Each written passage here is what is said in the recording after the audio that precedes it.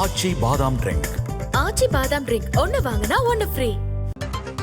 மதுரை விமான நிலையத்தில் விஜயை பார்க்க வந்தவரின் தலையில் பாதுகாவலர் துப்பாக்கியை வைத்திருக்கிறார். அது தொடர்பான காட்சிகளை நாம் பார்த்துக் கொண்டிருக்கும் இந்த நேரத்தில் யார் சால்வையை அணிவிக்க வந்தார்களோ, யார் தலையில் துப்பாக்கி வைக்கப்பட்டதோ அவரே நம்முடைய இணைப்பில் இருக்கிறார்.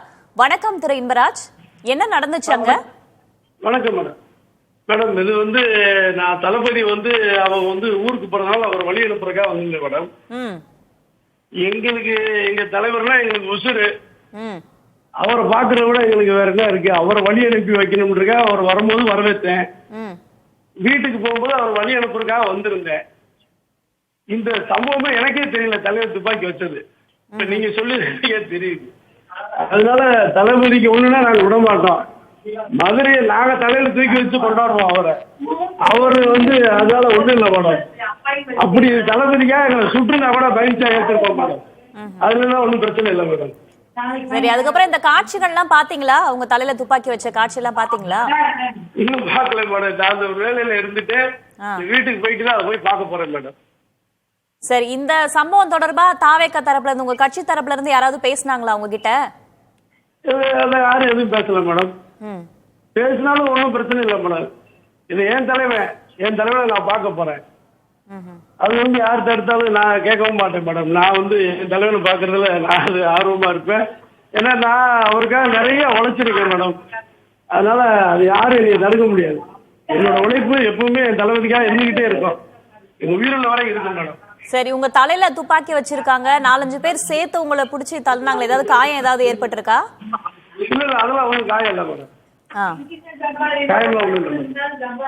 சரி, அங்க செக்யூரிட்டி போர்ஸ் எல்லாம் போட்டிருந்தாங்க இல்லையா? நிறைய பாதுகாவலர்கள்லாம் இருந்தாங்க. எப்படி நீங்க உள்ள நுழைஞ்சீங்க? நான் பக்கத்துல அருகில நின்றுட்டு இருந்தேன். பக்கத்துல இருந்தேன். தலைவர் கார் வந்துச்சு. வந்தேன், உள்ள வந்துட்டேன். பக்கத்துல அவர் நெருங்கி வந்துட்டேன். எனக்கு அவருக்கு ஒரு எப்படின்னா 2 மீட்டர் தூரம் தான். 1 மீட்டர் தூரம் தான். ஆமா. சரி, யாரும் வர வேண்டாம் அப்படின்னு முன்னதாகவே விஜய் சொல்லியிருந்தார் இல்லையா? அதையும் மீறி போயிருக்கீங்களா உள்ள? யாரு வர வேண்டாம் மேடம். நான் பப்ளிக் கிடையாது மேடம். நான் அவருக்கு ரொம்ப உயிர். நான் என்னோட உழைப்பு கிட்டத்தட்ட நான் 33 வருஷமா அவர் கூட இருக்கேன். அவருக்கு இன்னைக்கு தான் போன் இருக்காங்க. நான் அவருக்கு எந்த நிலையிலும் பாதுகாப்பு நான் தான் நிற்பேன் அவருக்காக. அதனால என்னுடைய எப்பயுமே அவருக்கு பாதுகாப்பா இருப்பேன். இல்ல, அந்த சூழல்ல யாரும் கட்சிக்காரங்க யாரும் உங்ககிட்ட பேசலையா? யாரும் பேசல மேடம். நான் தளபதிக்காக மதுரையில முதல்ல ரசிகர் மன்றம் வச்சேன் மேடம். என் பேரு பிவி இன்பராஜ். அதனால நீங்க யார்கிட்ட வேணா கேட்டு பாருங்க. பிவி இன்பராஜ் நான் முதல்ல வச்சுவேன். என் தளபதி கூப்பிட்டு நான் தமிழ்நாடு பூரா சுத்தினுவேன். அவர் கொண்டு நான் எங்கேனாலும் போய் நிற்பேன். நான் யாரையும் விட மாட்டேன். யாருக்கும் காம்பரமைஸ் ஆக மாட்டேன். அவருக்காக நிற்பேன். கடைசி வரையும் நீங்க சொன்ன மாதிரி துப்பாக்கி வச்சு சுட்டா கூட அங்கேதான் நிற்பேன். இதான் மேடம் என்னோட நிலைமை. சரி, ஏற்கனவே விஜய் 2 நாளைக்கு முன்னாடி மதுரைக்கு அங்கிருந்து கொடைக்கானல் போகும்போதே ரசிகர்கள் தொண்டர்கள் யாரும் பார்க்க வர வேணாம் அப்படின்னு அறிவுறுத்தி இருந்தாரே. ஆமா மேடம். ஆமா, நான் ரசிகரோ தொண்டரோ கிடையாது மேடம். நான் அவர் உயிர் மேடம். எனக்கு அவரு நான் மாவட்ட தலைவராக இருந்திருக்கேன் மேடம். நான் ரசிகர் மன்றம் மாவட்ட தலைவராக இருந்திருக்கேன் அவருக்கு. அதனால அவருக்கு எந்த ஒரு நிலையிலும் நான் தான் நிற்பேன். அவரை பாதுகாக்கிற நிலையில தான் நான் இருப்பேன். ஏன்னா எனக்கு கல்யாணம் பண்ணி வச்சது அவர் தான். என் வாழ்க்கையை துவக்கி வச்சது அவர் தான். எல்லா நிலையும் எனக்கு உருவாக்கி கொடுத்தது அவர் தான்.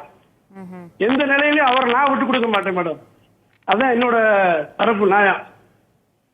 நீங்க யார்கிட்ட வேணாலும் என்னோட பேரை சொல்லி கேட்டு பாருங்க மேடம். இன்பராஜ் யாரு மதுரைன்னு சொல்லி. அவருக்காக இன்பராஜ் எங்கேயும் நிப்பாருன்னு சொல்லுவாங்க மேடம். மதுரைக்கு வரும்போது விட்டுட்டு போக முடியாதுல்ல மேடம். சரி, உங்க அன்பெல்லாம் ஒரு பக்கம் இருக்கட்டும். ஆனா அந்த நேரத்துல உங்க தலையிலே துப்பாக்கி வச்சிருக்காங்களே, அது ஆபத்தான ஒரு சூழலா தெரியலையா உங்களுக்கு?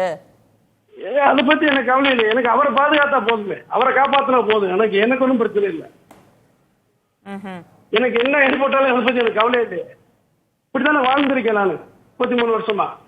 இன்னைக்கு சுட்டாப்புல என்ன இருப்பது? தோட்டா இறங்க போகுது. எனக்கு அதெல்லாம் இறங்காது மேடம். எங்க ரத்தத்தோட கலந்தது. நான் அப்படித்தான். இன்பராஜ்ல அப்படித்தான். நன்றி திரு இன்பராஜ், இணைப்பில் வந்தமைக்கு. துப்பாக்கியை வைத்தது எனக்கே தெரியாது அப்படின்னு சொல்லியிருக்காரு திரு இன்பராஜ். சால்வையை அணிவிக்க வந்த இன்பராஜ் புதிய தலைமுறைக்கு தொலைபேசி வாயிலாக விளக்கம் கொடுத்திருக்கிறார். அந்த சூழலில் என்ன நடந்தது என்பதே தனக்கு தெரியாது என்று கூறியிருக்கிறார். தலையில் துப்பாக்கி வைத்ததும் தனக்கு தெரியவில்லை என்றும் அவர் கூறியிருக்கிறார். ஆச்சி பாதாம் ட்ரிங்க் ஒன்னு வாங்கினா ஒன்னு ஃப்ரீ.